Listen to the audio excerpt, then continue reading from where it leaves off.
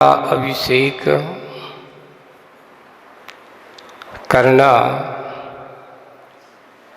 और ऐसे महापुरुष का तीर्थंकर प्रकृति की सत्ता वाले उन बालकों का जन्माभिषेक जैसा महामहोत्सव होना मनुष्य पर्याय का सबसे उत्तम और महान पुण्य का फल माना गया। तीर्थंकर प्रकृति की सत्ता जिस पुण्यशाली के पास होती है कोई वो सामान्य नहीं होगा। दिखने में तो आप ही जैसा होगा, चिंता मत करना, कोई अलग से सोने चांदी का नहीं बना होगा, है ना। वही औदारिक शरीर होगा जो आपका है, वही पांचों इंद्रियां होगी जो आपके पास है,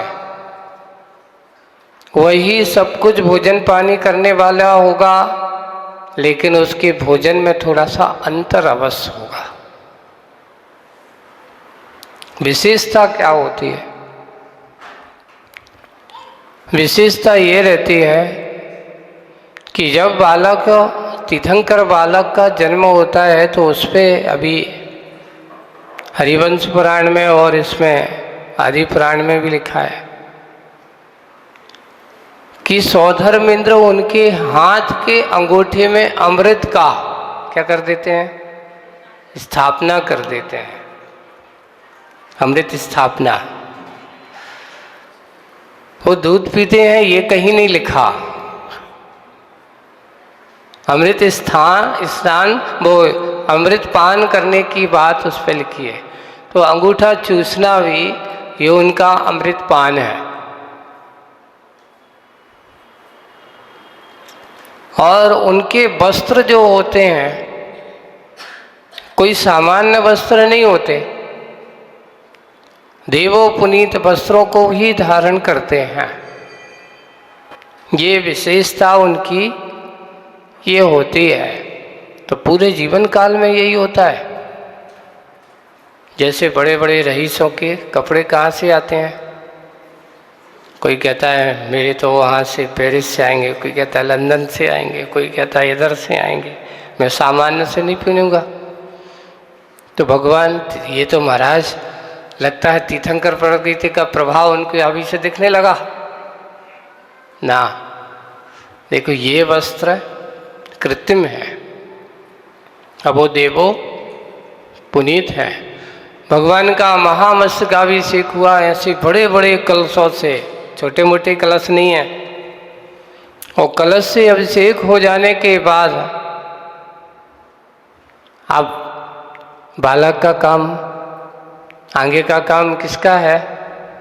तो बोले सौधर्म इंद्राणी देवियों को साथ लेकर के उस बालक के हाथ से अच्छे मृदु वस्त्रों के साथ, आदि पुराण में लिखा है, अभिषेक नहीं करने का विधान नहीं लिखा है ना। अच्छे मृदु वस्त्रों के साथ उन बालक कुमार को मार्जन कर रही हैं। और मार्जन करते करते उसने जो रत्नों की चूड़ामणि आदि धारण की है, किरीट वगैरह लगाए हैं, तो उसमें अच्छे अच्छे सुंदर सुंदर रत्न भी लगे हुए हैं। तो हुआ ये कि उस रत्नों की चमक के कारण से भगवान के चेहरे पर पड़ती है, तो वो चमक का प्रतिबिंब उसमें दिखाई दे रहा है। किसमें दिखाई दे रहा है? भगवान के चेहरे में। तो वो इंद्राणी क्या समझ रही है? ये क्या है? बार बार पहुंचती है, यानी कि मेरे ही कारण से उस पर, यानी भगवान का चेहरा इतना अच्छा चमक रहा है, इतना अच्छा हो रहा है कि उसकी रत्नों की चमक उसमें झलक रही है। तो इंद्राणी गाफिल हो जाती है कि क्या बात है, ये क्यों नहीं छूट रहा है, साफ बार बार कर रही है। फिर किसी देवी ने कहा अरे अहो भाग्या, तुम भूल रही हो, तुम्हारी ही मुकुट की चमक उनके चेहरे पर प्रतिबिंबित हो रही हो। मैं तो सोच रहा था कि ये कोई दूसरी चीज है, और सच्ची इंद्राणी अपने आप को और अच्छे आनंद के साथ वो करते हुए दिव्य वस्त्रों को धारण कराती है। इसलिए जन्म कल्याणक हो जाने के बाद आप लोग देखते हो कि जो भी इंद्र परिवार बनते हैं, इंद्रादि बनती, तो उनकी इंद्राणियां जाकर के प्रतिमा आदि का श्रृंगार करते हैं। ये उनका सौभाग्य है, ये उनके लिए अहोभाग्य का समय माना जाता है। और ऐसा वह करके पुनः बालक को देखिए अभिषेक करने के बाद कहाँ अभिषेक हुआ था। एक और आज आप लोगों को थोड़ा सा, भगवान को जब सौधर्म इंद्र यहाँ से ले जाता है तो सीधा पांडुक शिला पर नहीं बैठा देता। आप लोग भी सुनने ला, आज अभिषेक करने वालों, अपन में क्या करते हैं, दो विधान किए हैं कि उसमें अभी आज मैं वही देख रहा था अभी अभिषेक पाठ में, तो उन्होंने उस पर लिखा है कि अभिषेक पाठ में क्या होना चाहिए। तो उसमें लिखा है सबसे पहले पीठ स्थापन करना, वो पांडुक शिला की स्थापना करना, पांडुक शिला के रूप में। कैसी है, तो उन्होंने इसमें बना याग, देखो उसमें अपन पढ़ते श्री पीठ क्लब्धे विसदाद तो ही श्री प्रस्तरे पूर्ण शशांक बिंबे। कैसा है, चंद्रमा के समान, पूर्ण चंद्रमा के समान है, सुंदर पांडुक शिला है ना। और वह कैसी है, पूर्ण चंद्र के तुल्य, उसके समान है बिल्कुल। श्री प्रस्तरे जिसका शोभान शिला है, विसदाते तो ये पवित्र अक्षतों से, समूह से अच्छे अच्छे सुंदर सुंदर अक्षत वगैरह भी उसमें जब अपन करते हैं। और श्रीकार लिखतम, किस पे लिखना चाहिए श्रीकार, उस पांडुक शिला पर, अपन बाहर नहीं लिखना चाहिए। और कई लोग क्या करते हैं, बाहर लिख देते हैं। श्रीकार उस पांडुक शिला के बीचों बीच में ही लिखना चाहिए, कुछ लोग बाहर लिख देते हैं, नहीं। और उस पांडुक शिला के ऊपर जब होगा तो उस पे अब क्या करना है, एक पीठ स्थापना की जाती, जो सिंहासन है। भगवान को भी अभिषेक करते समय इंद्र ने उत्तम अच्छी सिंहासन पर बिठाया। अब आपके यहाँ पांडुक शिला के लिए तुमने थाली तो बना ली है, लेकिन अभी तुम्हारी पीठ नहीं है। वो भी कैसी है, उस पर लिखा कनकादि निभम कर्मम पावनम पुण्य कार्यकम। कैसी होना चाहिए वो पीठ, अच्छे स्वर्ण रत्नों से जड़ित होना है, उसके समान होना चाहिए, सुंदर होना चाहिए। ऐसा कनकादि निभम कर्मम पावनम पुण्य कार्यकम स्थापयामी परम पीठम। क्या करना चाहिए अपन को, पीठ की स्थापना करना है तो अच्छे से बढ़िया सोने चांदी की पीठ बनाना चाहिए। पीठ कैसी होती है, जैसे अपन पाटा होता है ना, सिंहासन का रूप, क्योंकि सिंहासन और पीठ दोनों अलग होती है। तो उसको अच्छी सुंदर पीठ की स्थापना करना, उस पर फिर भगवान को विराजमान करना चाहिए। स्थापयामी परम पीठम जिन स्नापनाए भक्तिता है। ऐसे जिनेन्द्र भगवान के अभिषेक करने के पहले किसकी स्थापना करना है, तो अपन ने पांडुक शिला स्थापित की। पांडुक शिला स्थापित करने उस पर श्रीकाल लेखन किया, और श्रीकाल लेखन करने के बाद उसके ऊपर फिर किसकी स्थापना करना है, पीठ की स्थापना करना है। और पीठ के ऊपर फिर स्थापयामी किनको, ऐसे जिनेन्द्र भगवान को उसके ऊपर विराजमान किया जाता है। ऐसे उनके ऊपर विराजमान करके अभिषेक किया जाता। तो अभिषेक में अपन को कभी कभार कुछ चीज़ें ऐसी होती हैं, उनके लिए अपन करते हैं, भाव से तो कर लेते हैं, लेकिन अगर हम द्रव्य से भी करें तो उसका और प्रभाव अच्छा पड़ता है। कोई बड़ी बात नहीं, छोटी सी एक पीठ बनवाना, और उससे दो फायदे होंगे। पहली बात क्या है कि अपन अभिषेक करते हैं, और अभिषेक करते समय उसमें जिनेंद्र भगवान के ऊपर अभिषेक करेंगे तो अभिषेक की धारा भगवान के शरीर से नीचे जाएगी, कहीं उस पानी में वो डूबे। कई जगह तो ऐसे होते कि थाली रखी है, भगवान का अभिषेक होता जा रहा है, उसी में भरता जा रहा है, बाद में अपन उसको उठाएंगे। और कुछ जगह जैसे तुम्हारे यहाँ तो तुमने उसको निकालने का वो बना दिया है। वैसे सही देखा जाए तो सही तो वही है, छिद्र रहित चीज होना चाहिए। अब ये तो अपन ने सुविधा के हिसाब से बना के रखी है, पांडुक शिला और जो इस प्रकार का वो बनाते ना, तो छिद्र रहित स्थान खंडित नहीं होना चाहिए, अक्षत होना चाहिए, अखंड होना चाहिए। ऐसा विधान तो वही सही उत्तम तो। और उसको करने के बाद अभिषेक बड़े अच्छे भक्ति भाव के साथ सबने अभिषेक किया।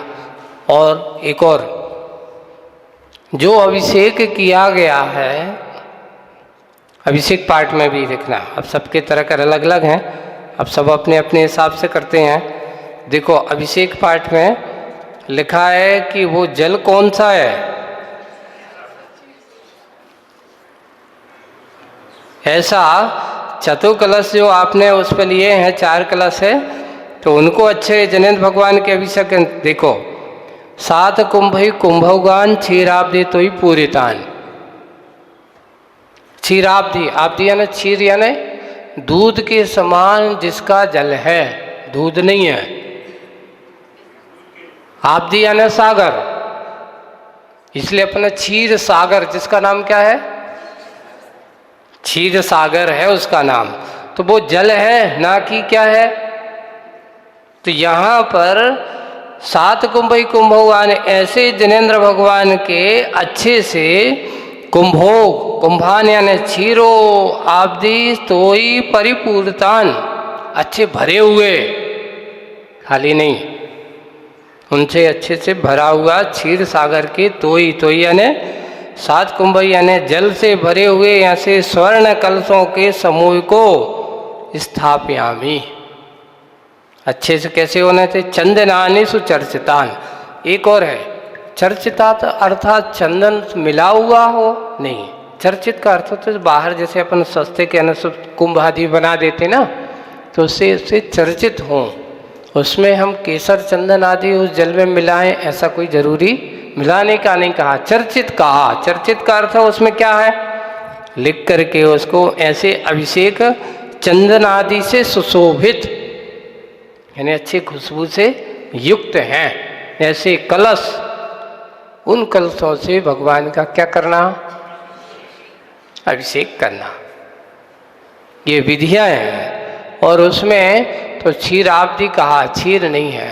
अब परंपराएं और जहाँ जैसी हैं सब जगह की अलग है, वो परंपराओं को उसका विधान नहीं है, लेकिन यहाँ पर शुद्ध क्षीरोदधि के जल से भगवान का अभिषेक करने की स्थापना का विधान अपने यहाँ किया गया है।